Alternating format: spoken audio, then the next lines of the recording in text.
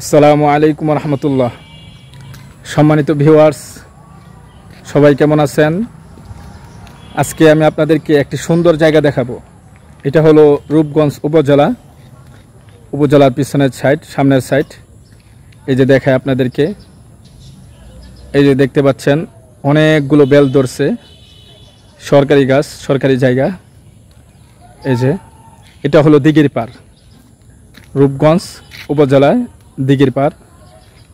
এখানে সকাল বিকাল মানুষ হাঁটাচলা করে, বিশেষ করে ফজর নামাজের পরে। খুবই সুন্দর, চতুর্দিকে বাউন্ডারি করা এবং জায়গাটা খুবই সুন্দর।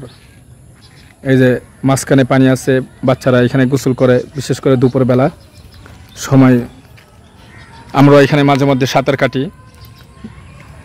যখন আমার মন খারাপ থাকে বিশেষ করে, তখন এই দিঘির পাড়ে এসে একা একা বসে থাকি, বসে বসে সময় কাটাই। কখনো কখনো শুধু আকাশের দিকে তাকে সময় পার করি। তো আপনাদেরও যদি কারো মন খারাপ থাকে, তখন পুকুর পাড়, নদীর পাড় অথবা একটা নির্জন জায়গায় বসে আকাশ দেখতে পারেন, সমুদ্রে পানি দেখতে পারেন। তখন মনটা আস্তে আস্তে ভালো হয়ে যাবে। প্রাকৃতিক দৃশ্যগুলো এরকমই। প্রাকৃতিক দৃশ্যগুলো দেখলে মন সতেজ হয়ে যায়, ভালো হয়ে যায়। তো মন ভালো করার এটা একটি জায়গা আমার জন্য, হয়তোবা আপনাদেরও হতে পারে। তো আপনাদের যাদের ঘোরাফেরা ভালো লাগে, হাঁটাচলা করতে মনে চায়, এখানে আসতে পারেন। জায়গাটা খুবই সুন্দর, মাঝখানে পানি, চতুর্দিকে ব্র্যাকেট দেওয়া আছে। এখানে সকালবেলা হাঁটাচলা করে।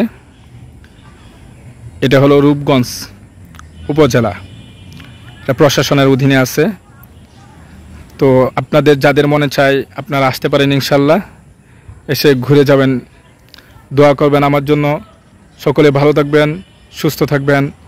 আসসালামু আলাইকুম ওয়া রাহমাতুল্লাহি ওয়া বারাকাতুহু।